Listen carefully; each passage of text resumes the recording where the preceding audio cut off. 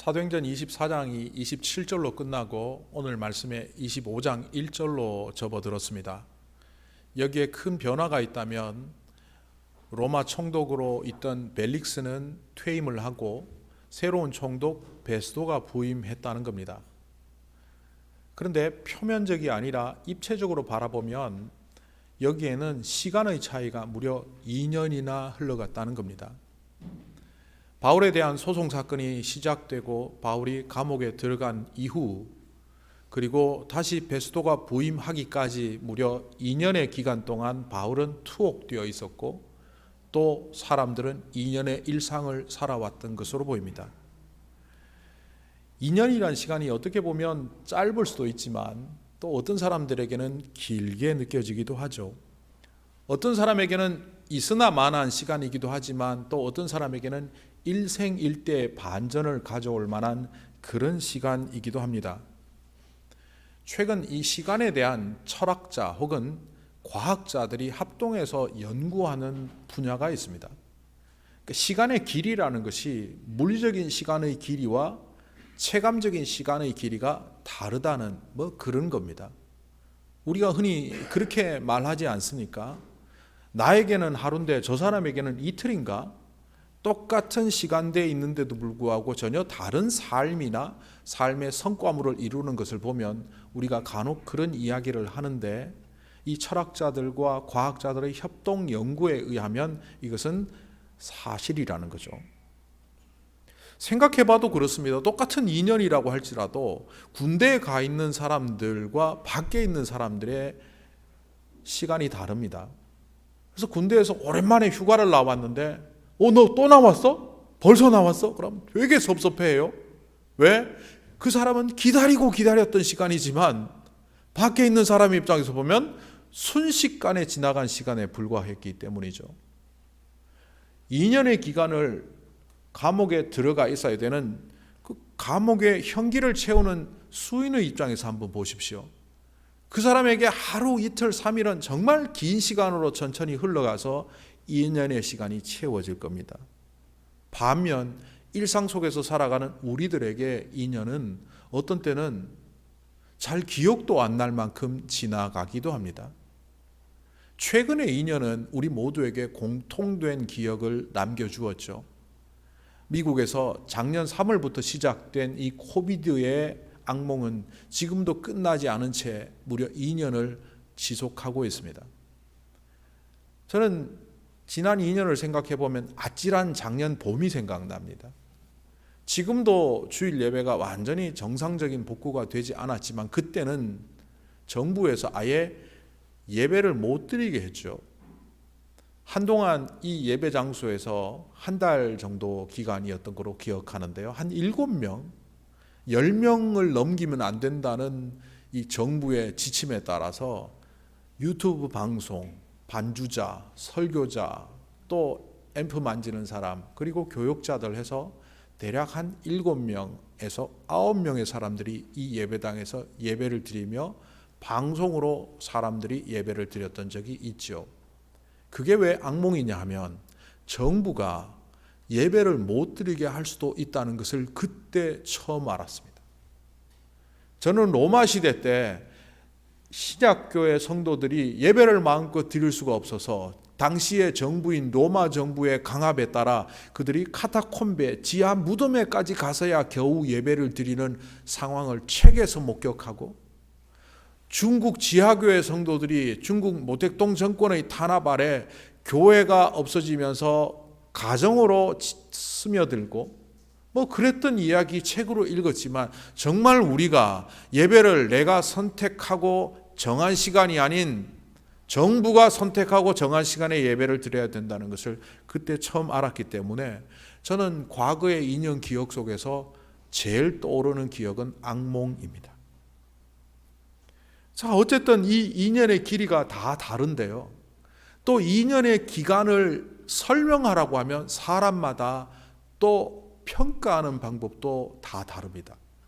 가수에게 지난 2년 동안 뭐 하셨어요? 라고 물으면 제가 앨범을 2개를 발매를 했습니다. 곡을 5곡을 냈습니다. 이런 식으로 대답을 하겠죠. 영화 배우나 연기자에게 지난 2년 동안 뭐 하셨어요? 라고 질문을 하면 제가 무슨 작품에도 출연하고 한 대여섯 작품에 출연하며 지난 2년을 보냈다고 말할 겁니다. 기업가에게 질문을 하면 지난 2년 동안 저는 매출액의 이만큼의 성장을 이루었고 기업을 확장시켜서 제 기업을 튼튼히 하는데 지난 2년을 소비했습니다 라고 말할 겁니다. 2년의 시간을 어떻게 보냈느냐 표현하는 방법이 직업에 따라서 상황에 따라서 다 다르겠죠. 그렇다면 여러분들의 지난 2년 코비드를 제외하고 2020년, 2021년 어떻게 보내셨고 그것을 어떻게 스스로 자평할 수 있겠습니까? 우리에게 공통적으로 떠오르는 기억은 코비드이기 때문에 많은 사람들이 이렇게 말을 합니다. 그냥 없는 듯 지나갔어요. 뭘 했는지도 기억이 안 나는데 늘 코비드 때문에 마스크 쓰고 다니다가 피부 염증 생긴 것밖에 기억이 안 나요. 최근에 제가 아는 분을 만났는데 이분은 오랜만에 제가 만나서 질문을 했습니다. 어떻게 지내셨어요?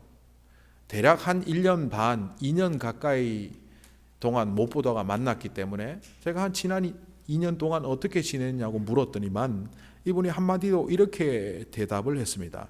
미친 사람처럼 정신없이 살았습니다. 얼핏 잘못 들으면 미친 사람처럼 살았다는 말로 들리는데 그 뜻이 아니라 너무너무 바빠서 생각할 겨를도 없었다고 그는 말하고 있는 겁니다. 그의 비즈니스가 오히려 코비드 때문에 몇 배로 성장하고 일이 많아졌기 때문에 아마 그는 정말 바쁘게 살았던 것은 사실인 것 같습니다. 그런데 그 사람의 이야기를 들으면서 저는 실망을 했습니다. 심지어는 교회를 나가지도 않고 비즈니스를 확장하기 위하여 최선을 다하다 보니 그는 어느새 비기독교인 같은 모습이 되어 있었기 때문입니다. 그래서 제가 잘 아는 사이인지라 어떻게 이럴 수 있냐고 제일 중요한 걸 놓쳤다고 그런 식으로 얘기를 하니까 그분의 대답은 아니라고 2년 동안 돈 바짝 벌어서 이제 하나님 일도 하고 가정도 돌보고 내 노년도 하고 그렇게 할 겁니다. 2년만 일하고 그러면 관두실 겁니까? 제가 반문을 하니까 아니요, 계속 일해야죠. 그리고 그 대화는 끊어졌지만 제 마음속에 이런 생각이 들었습니다. 앞으로도 미친 듯이 살겠군요. 대부분의 사람들은 시간을 소비하며 살아갑니다. 내 시간이 어떻게 사용되는지도 모른 채 그냥 마구 씁니다. 마치 LG 냉장고 혹은 삼성에서 냉장고를 만들면 그 냉장고 만들어진 그대로를 갖고 와서 그 구조대로 우리가 쓰죠. 이 모양이 마음에 안 드네. 문짝을 바꾸자. 손잡이를 이쪽에서 이쪽으로 바꾸자. 모터가 마음에 안 드네. 모터를 새로 사와서 새 모터로 교체하자. 그렇게 하지 않습니다. 대부분의 소비자들은 만들어진 그 제품을 그대로 사서 만들어진 식품을 그대로 가져와서 먹고 사용하고 소유하며 소비합니다. 시간도 그렇게 사용하는 것이 일반적인 모습입니다. 나에게 24시간 주어졌으니까 누구에게나 공평하게 한 달이 주어지고 1년이 주어졌으니까 평등한 것 아니냐. 그 시간 동안 나는 살아갔을 뿐이고 나이 들어갔을 뿐이고 그래서 오늘 내가 있는 것이지 뭐 그 이상도 이하도 없는 것 아니냐라고 혹시 생각하고 계신다면 그 생각은 바로 시간의 소비자들이 하는 생각입니다. 만들어진 대로 수동적으로 또 극단적으로 표현하면 시간에 얽매인 상태, 이른바 시간의 노예로 살아가는 모습입니다. 이런 사람들은 주로 그렇게 말합니다. 이제 나이 들어서 나는 할 게 없어. 시간의 소비자로 살아가는 사람들은 과거를 회한하며 안타까워하고 미래보다는 주로 옛날 일을 주로 말합니다. 그래서 시간의 소비를 하며 그렇게 살아가죠. 시간에 대해서 연구를 하고 또 합리적인 시간 관리에 대해서 연구를 하는 학자들이 최근에 집중해서 만들어내 놓은 개념 하나가 있다면 그건 바로 몰입입니다. 거기 학자들이 만들어 놓은 말에 의하면 이런 용어더라고요. 주위의 모든 잡념과 방해물을 차단하고 원하는 어느 곳에 자신의 모든 정신을 집중해서 들어간 상태를 몰입이라고 한다. 제가 한 4, 5년 전에 몰입에 관한 책이 나왔을 때 읽었을 때만 해도 그때만 해도 그렇게 많은 책이 나오지 않아서 이런 분야도 있구나 했는데 최근에 이 분야에 대한 책들이 많이 나와서 다시 제가 읽어보니까 과거의 생각들보다 훨씬 더 발전해 있고 이 몰입이 그냥 한번 흥미 갖고 하는 상황이 아니라 많은 사람들이 앞으로 흥미 가질 분야겠구나 생각을 했습니다. 그런데 그것을 제가 쉽게 제 언어로 바꿔보면 이런 이야기입니다. 예전에 우리가 다른 사람들에 비하여 훨씬 더 같은 시간에 효과를 발휘하는 사람들에게 이렇게 말했죠. 너는 시간이 하루가 48시간이니? 72시간이니? 저 사람에게 하루는 24시간이 아니라 마치 240시간을 사는 것 같아 라고 우리가 흔히 말을 하는데 실제로 몰입이라는 분야를 연구하는 학자들의 입장에서 보면 사람들에게는 동일한 물리적인 24시간이 주어진 것 같지만 실제로 현실적인 시간 감각으로 따지면 사람마다 그 시간의 양이 다르다는 겁니다. 무슨 얘기냐 하면 어떤 사람은 똑같은 시간에 여전히 똑같은 모습으로 그대로 정지해 있는 반면 똑같은 시간에 어떤 사람은 성장하고 성숙하고 어떤 사람은 놀라운 성과들을 만들어내더라는 거라. 그죠? 이것을 신앙과 결부해서 보면 저는 이런 사람들을 시간의 생산자라고 부르고 싶습니다.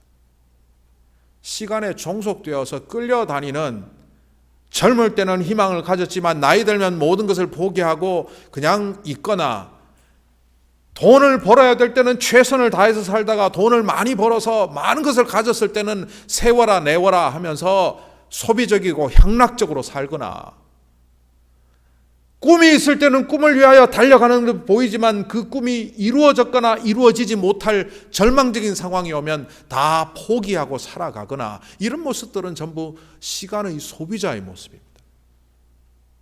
그런데 시간의 생산자들은 어떠합니까? 교회 안에도 가만히 보면 어떤 사람은 신앙이 갑자기 이렇게 성장하는 사람들이 있습니다. 똑같은 1년, 5년의 시간을 흘렀는데 어떤 사람은 굉장히 인격적인 변화도 있고 성숙이 이루어져 있는 사람들이 있습니다. 반면 그 시간이 지났거나 말거나 여전히 똑같습니다.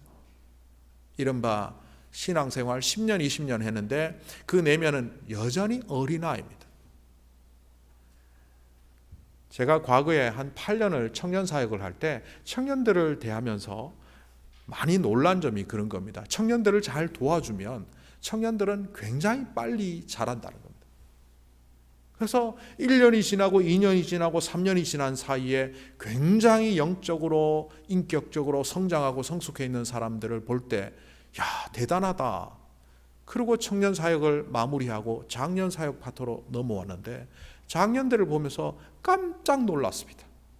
이렇게 성장 안 할 수도 있나? 조금 웃어주셔야 되는데 너무 심각하게 들으시네요. 청년에 비하여 장년들은 성장이 더딥니다.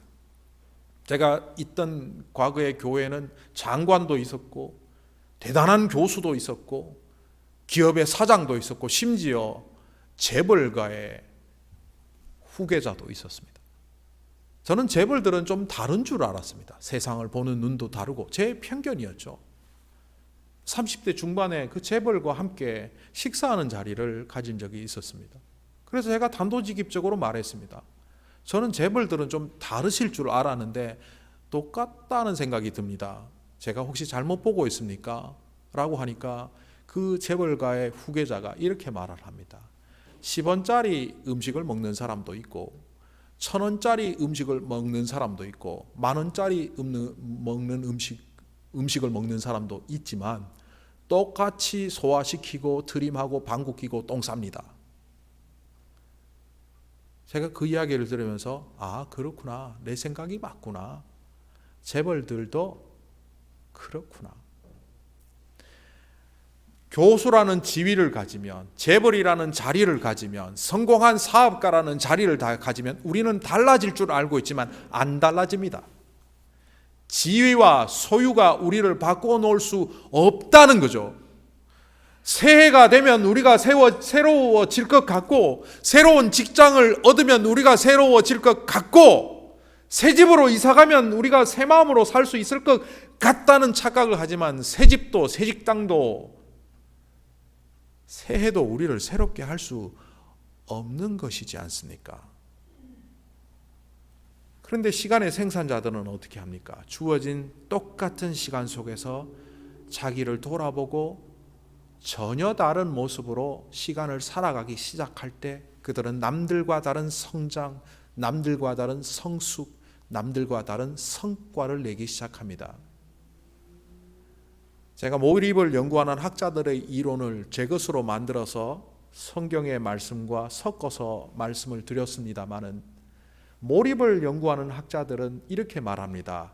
철저히 몰입한 사람들에게 나타나는 성과는 어떤 사람이 1시간 들였음에도 불구하고 다른 사람들, 몰입하지 못하는 사람들이 100시간의 효과를 낸다. 그래서 시간은 그 사람에게 멈춰 있는 듯 보인다. 묘한 이론이었습니다. 그런데 무슨 말인지 이해가 되더라고요.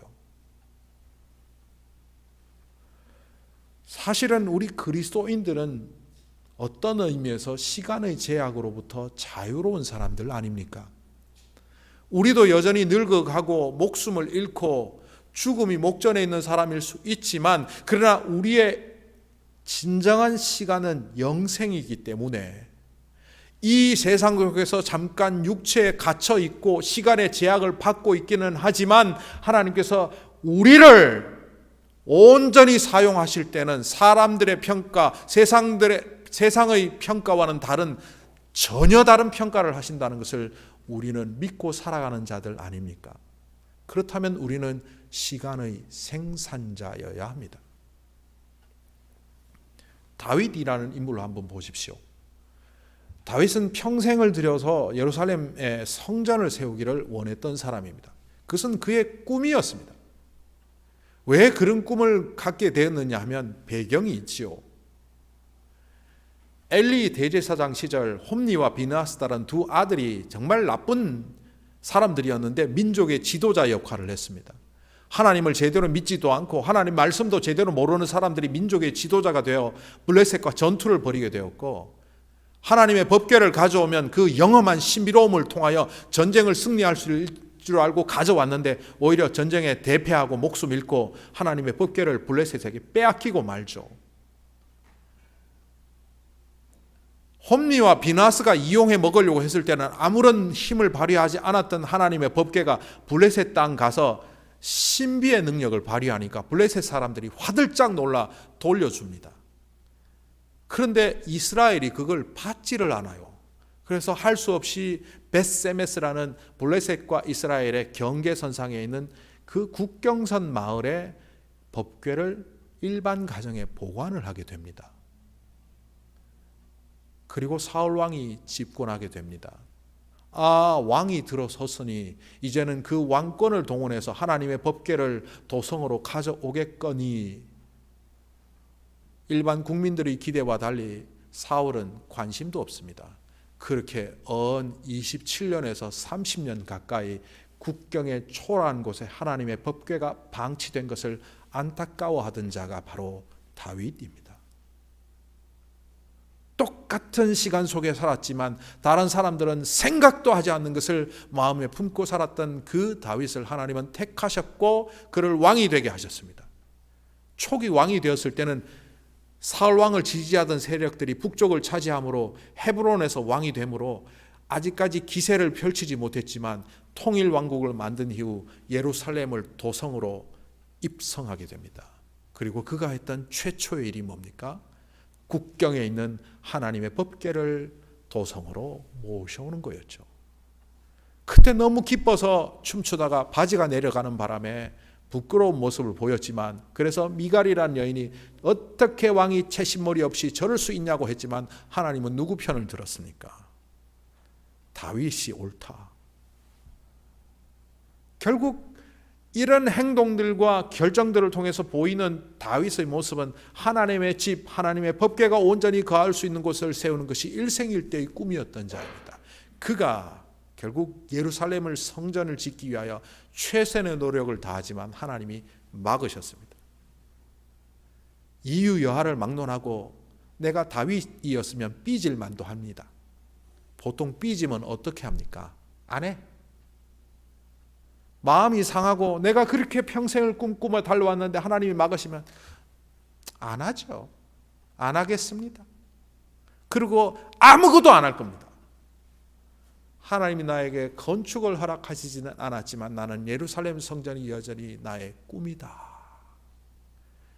백향목을 모으고 기술자를 모으고 모든 재정과 재료와 만들 수 있는 땅과 기술자들을 소집해 놓고 그는 이 땅을 떠났고 아들 솔로몬이 성전을 건축합니다. 이른바 솔로몬 성전이라고 말하지만 거룩한 성과 하나님의 평가의 눈으로 보면 그 성전은 다윗의 성전입니다. 우리는 세상의 가치와 조금 다른 눈을 가져야만 그리스도인이 그리스도인다울 수 있고, 시간에 대한 감각이 세상과는 조금 달라야만, 소비자가 아니라 생산자의 눈으로 시간을 바라볼 때에만 우리는 교회다운 교회, 성도다운 성도가 될 수 있다는 것을 알아야 합니다. 그 증거가 오늘 말씀 속에 등장합니다. 2년이 지났지만 전혀 변화가 없는 사람들의 모습이 오늘 말씀 속에 등장합니다. 유대 지도자들, 제사장들, 그리고 등장하는 자객단들. 그런데 이 자객단들 안 죽었네요. 2년 전에 예루살렘에서 가이사랴로 호송되는 그 중간에 우리가 이 사람들을 바울을 죽이고야 말겠다고 결성되었던 그 자객단들은 바울을 죽이기 전에는 밥을 안 먹겠다 하지 않았습니까? 근데 왜 살아있는지 모르겠습니다. 어쨌든 그때 쓰는 방법이나 하는 말투나 바울을 소송하는 죄목이나 마치 2년 전의 사건을 그대로 보는 듯합니다. 우리는 한 장 넘겨왔기 때문에 뭐 그게 그거고 비슷해 보이지만 사실은 2년 전에 그들이 했던 모습과 지금 모습이 거의 동일합니다. 좋은 의미에서 변함이 없다라는 말을 우리가 사용하기도 하지만 여기서 이 사람들의 모습은 변화가 없다는 겁니다. 나쁘게 이야기하면 이들은 고인물이고 썩었다는 겁니다. 그러니까 이들은 퇴보한 겁니다. 2년 동안 변화도 없이 여전히 자기의 이속만을 차리고 있고 바울을 죽이겠다는 원한을 품고 있고 여전히 잔꾀를 부려서 바울을 없애는 것이 자기의 자리를 보존하는 것이라고 생각하고 있는 이들의 모습은 한심하기 짝이 없습니다. 그런데 보십시오. 산헤드린 유대 지도자들 그 무리 속에 있었던 우리가 기억하는 좀 특별한 두 사람이 있지 않습니까? 니고데모와 아리마대 요셉입니다. 니고데모도 아리마대 요셉도 오늘 등장하는 이 한심한 무리들 속에 있었습니다. 그런데 그들이 예수님이 십자가에 못 박히고 돌아가시는 그 자리에 자신의 정체를 드러냅니다. 내가 상주가 되겠습니다. 니고데모가 나섰고 아리마대 요셉은 내가 무덤을 내놓겠습니다. 장례 치르는 모든 비용과 향품들 그런 것들을 니고데모가 부담하면서 또 아리마대 요셉이 무덤을 비롯한 더 비용이 크게 되는 장례를 부담하면서 이 두 사람은 그 이후 아마 산헤드린에 발을 붙이지 못했을 겁니다. 왜 이들은 이 어리석은 무리들과 다르게 이렇게 전혀 다른 판단과 생각을 할 수 있었을까요? 그들 또한 과거에는 민족의 지도자가 되는 것이 꿈이었던 사람들이고 산헤드린 공회원으로 그 자리를 유지하는 것이 자기들이 가장 추구해야 될 목표라고 생각했던 사람들인데 어느 순간 왜 이렇게 변했을까요? 예수님을 만난 이후 그들 안에 일어난 변화 때문입니다. 그 변화를 한마디로 말하면 주변에 있는 산헤드린 유대 지도자들과 달리 다른 가치를 붙잡았다는 겁니다. 인생의 성공이 목표가 아니라 어떻게 하면 하나님의 나라가 이 땅에 임하도록, 어떻게 하면 주님의 뜻이 이 땅에 이루어지도록 살아야 하는 것인가를 질문하며 그때 자기의 기득권을 내려놓아야 되는 상황이 오면 내려놓을 수 있는 사람이 되었을 때 그들은 자기들의 정체성을 드러내며 그리스도인으로 자리를 찾아간 것, 바로 그것입니다. 하나님은 2년의 세월, 그 세월을 어떤 사람들에게는 특별하게, 어떤 사람들에게는 보통의 시간으로 허락한 것이 아니라 동일한 시간을 주셨는데도 불구하고 어떤 사람들은 특별하게, 어떤 사람들은 쓰레기처럼 사용한 차이가 바로 거기에 있습니다. 어떤 가치를 붙잡고 사느냐. 예수님을 찾아왔던 한 젊은 사람의 이야기가 성경에 기록되어 있습니다. 이른바 부자 청년, 부자 관원이라고 하는 사람의 이야기입니다. 그런데 이 이야기는 마태, 마가, 누가 공관복음 3권에 다 나옵니다. 그만큼 중요하다는 것이죠. 한 젊은 부자가 찾아와서 예수님께 질문을 합니다. 어떤 선한 일을 하여야 영생을 얻겠습니까? 더 쉽게 바꾸어서 말하면 내가 영생을 얻기 위해서 무슨 일을 해야 합니까? 여러 가지 대화가 나누어졌지만 각설하고 뼈대만 제가 추려서 얘기합니다. 예수님이 이렇게 말씀하셨죠. 영생을 얻기 위하여 너는 계명을 지키고 하나님의 말씀을 지키며 살아야 한다. 저는 모세가 가르쳐준 율법을 다 지키는 사람입니다. 율법을 공부했고 하나님의 말씀을 잘 지키고 있는 사람입니다. 이렇게 대답하는 청년에게 예수님은 이렇게 말씀하셨습니다. 네가 가진 소유, 재물을 팔아 가난한 자에게 나누어 주고 그리고 나를 좇으라. 많은 사람들은 그 재산을 다 팔아서 가난한 자에게 나누어 주라는 데 초점을 맞추지만 예수님의 이야기의 초점은 나를 좇으라 했습니다. 네가 나를 좇기 위하여, 나를 추종하기 위하여, 나의 제자가 되기 위하여 너를 방해하는 요소가 있는데 가만히 보니 너에게 재물이다. 너의 자랑거리이고 네 인생의 목표였기도 하고 네가 지금 가장 관심을 가지는 것이 있다면 너의 재물인데 그것을 내려놓아야만 나의 진정한 제자, 나를 추종할 수 있는 자리에 설 수 있다. 그러니 그 방해 요소를 제거하고 난 다음에 오라라고 말씀하셨는데 재물이 많은 연고로 고심하다 결국 주님의 곁을 떠나가죠.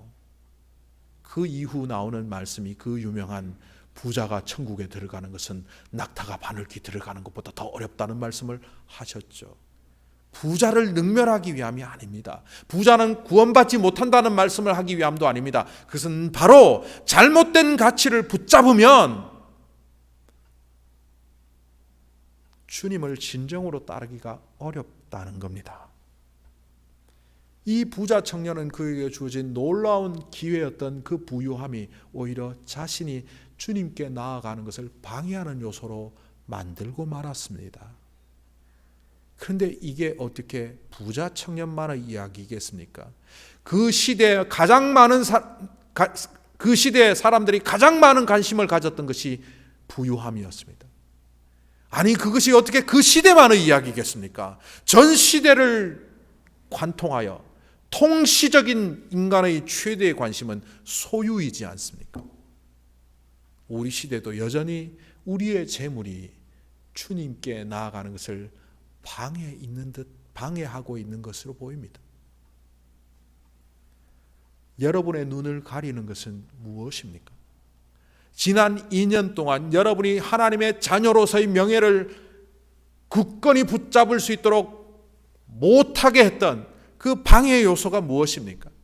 지난 2년을 분주히 살았지만 어떻게 살았는지도 모르게 기억도 못하게 살게 했던 그 방해 요소가 무엇입니까? 성경에 보면 이사야라는 사람이 나옵니다. 이사야는 특별한 시대에 하나님의 부르심을 받았습니다. 그를 부르시고 난 후에 하나님이 이렇게 말씀하세요. 네가 선지자라고 나가서 하나님의 말씀을 전해도 사람들은 너의 말에 귀를 기울이지 않을 거다. 네가 하나님의 말씀을 전하고 선지자라고 해도 너를 인정도 안 해주고 너 말에 귀를 기울이지 않는 시대이다. 그러나 나무 밑둥치가 베어지고 남은 그 밑둥치 그루터기는 남아있을 것인데 그 희망을 붙잡고 하나님의 사역자가 되어라. 자, 그 이전에 이런 음성이 들려옵니다. 시대가 그렇게 암울한 시대에 하나님의 선지자로 서는 것은 고통이요 고역이요 인정받지 못하는 일이라는 걸 알기 때문에 그 누구도 선지자로 서지 않는 그때에 하나님이 이런 음성을 이사야에게 들려주십니다. 누가 우리를 위하여 갈고. 이 말은 이사야에게만 들려주신 게 아닐 겁니다. 김사야, 박사야, 정사야, 최사야 다 들려주셨을 겁니다. 오늘은 안 먹히네요. 네. 이사야가 이시지 않습니까? 김이, 박정, 최. 하나님이 부를 만한 사람들에게는 다 불렀을 거예요. 이사야만 특별히 들려주시고 다른 사람들은 다 귀닫게 하신 것이 아니라 A도 부르고 B도 부르고 C도 불렀는데 누가 우리를 위하여 갈고 아무도 반응을 하지 않는 그때에 이사야가 내가 여기 있습니다. 내가 주를 위하여 나가겠습니다. 그리고 주님이 들려주십니다. 네가 그렇게 결심하고 나가도 너를 무시할 거다. 그러나 너는 그루터기의 희망을 붙잡고 이 땅을 하나님의 나라로 세워라. 똑같은 시대에 살았음에도 불구하고 똑같은 주님의 음성이 들려왔음에도 불구하고 이사야만 반응한 이유가 어디에 있습니까? 요즘 제가 한국의 목회자들 또 미국의 목회자들과 목회자 미팅을 많이 하는데 만날 때마다 이런 말들을 합니다. 간단히 요약하면 좋은 시절 다 갔다. 과거에 90년대, 2000년대에 제가 신학교 들어갈 때만 해도 서울 장신대 대학원 MDB 들어가려고 그러면 7대1, 8대1 그랬거든요. 요즘은 줄만 서면 들어간대요. 1.1대1 지방의 신학교들은 1대1도 안 돼요. 그래서 들어갔지만 나오면 사역자 자리 구하기도 힘들고 좋은 시절 다 갔다. 목회를 한다고 해서 목사라고 인정해주는 시대도 없고 교인들이 모이는 시대도 사라졌고 힘든 시대 되었다라고 말할 때 저는 반론을 제기합니다. 아니다. 진짜 이 시대가 시작되었다. 알곡과 가라지, 가짜교회와 진짜교회 혼재된 그 속에서 이제 지푸레기들은 날아가고 알곡들이 드러나는 시대가 되었다. 그렇다면 내가 섬기는 교회, 내가 서 있는 자리를 진짜로 만들기 위해서 우리가 어떻게 해야 될지 고민을 하고 야 이제 진짜 이 시대가 도래되었구나 라고 생각해야지 왜 좋은 시대 다 갔다고 합니까? 이사야가 왜 반응했습니까? 많은 선지자 후보생들이 이제 이 시대는 하나님의 말씀이 안 먹히는 시대야 라고 말하는 그때에 진짜는 살아있다는 것을 알았기 때문에 세상의 가치가 아니라 하나님의 가치를 붙잡는 순간 그의 안목은 남들과 다를 수밖에 없었습니다. 2년이 지난 후 바울의 모습을 오늘 바라보십시오. 바울과 관련된 대화 속에서 가장 많이 등장하는 단어가 뭔지 혹시 찾으셨습니까? 무려 5번 등장하는 말이 있습니다. 그 단어는 다름 아닌 황제, 가이사입니다. 가이사라는 말은 카에사르, 줄리어스 시저 그 사람을 라틴식으로 하면 카에사르거든요. 거기서 나온 말입니다. 어쨌든 황제의 의미죠. 황제의 법정에 서서 황제의 법에 따라 내가 황제에게 소송을 옮겨주기를 원합니다. 거듭거듭 말하는 그 황제의 이야기에 베스도가 응답하죠. 그래, 너를 황제에게 보내주마. 황제의 법정에 세워주마. 황제의 법정에 서는 거는요, 이게 결코 유리할 상황이 아닙니다. 어떻게 보면 이 황제의 법정으로 가겠다는 것은 인간적으로 볼 때 옳은 선택이 아닙니다. 베스도와 잘 협의를 해서 내가 로마 시민권자니까 법대로 여기서 좀 빠져나가게 해주십시오 하거나 뇌물을 먹여서 이 법정의 소송이 끝나도록 해야 되는 거지, 로마까지 가서 황제의 법정에 선다는 것은 이 바울에게는 오히려 손해요 치명타가 될 수 있습니다. 그런데도 불구하고 눈에서 광선을 뿜듯이 영롱한 눈빛으로 그가 희망적으로 황제의 법정으로 가게 해주십시오라고 말하는 이유는, 지난 2년 동안 그의 꿈은 더욱더 불타올랐고, 지난 2년 동안 그의 생각은 더욱더 공고해졌고, 그의 2년의 시간 동안 더 성숙하고 성장했음을 보여주는 상징적인 단어입니다. 감옥에서 2년 있다 보면 기운 빠질 만한데, 지난 2년 동안 좋은 환경에 있었던 것도 아니고 열악한 환경에서 시달렸을 텐데, 여전히 해결되지 않는 유대인들과의 그런 악연은 소송으로 목숨을 잃을 위기가 계속 이어지고 있는데, 그는 왜 이렇게 성숙했고, 왜 이렇게 성장했고, 왜 이렇게 더 거룩한 성과를 보여주고 있는지 질문을 던졌습니다. 어떻게 이럴 수 있지, 바울은? 그러다 제가 좋아하는 시인의 시가 생각났습니다. 제가 요즘 제일 좋아하는 시인이 한 명 있습니다. 정현종 씨라고. 그 정현종 씨의 시인의 시에 보면 이런 시가 있습니다. 모든 순간이 꽃봉오리인 것을. 바울을 생각하다 이 시가 떠올랐습니다. 나는 가끔 후회한다. 그때 그 일이 노다지였을지도 모르는데, 그때 그 사람이, 그때 그 물건이 노다지였을지도 모르는데, 더 열심히 파고들고, 더 열심히 말을 걸고, 더 열심히 귀 기울이고, 더 열심히 사랑할 걸. 반벙어리처럼, 귀머거리처럼 보내지는 않았는가? 우두커니처럼 더 열심히 그 순간들을 사랑할 것을. 모든 순간이 다 꽃봉오리인 것을, 내 열심에 따라 피어날 꽃봉오리인 것을.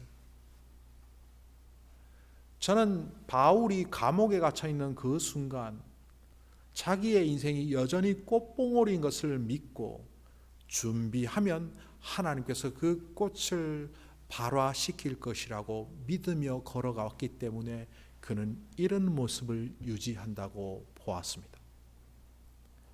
다윗이라는 사람이 평생의 꿈이 예루살렘 성전을 건축하는 거였는데, 그 성전 건축의 꿈을 다음대로 미루라고 하셨음에도 불구하고 좌절하지 않고 매 순간이 꽃봉오리인 것처럼 살아왔기 때문에, 그는 성전 건축은 실패했는지 몰라도 그의 이름은 메시아의 이름에 거명되고 있죠. 다윗의 자손, The Son of David, 그것은 바로 메시아라는 이름이 되었고, 하나님은 그의 후손들을 통하여 메시아의 가문을 꽃피게 하셨습니다.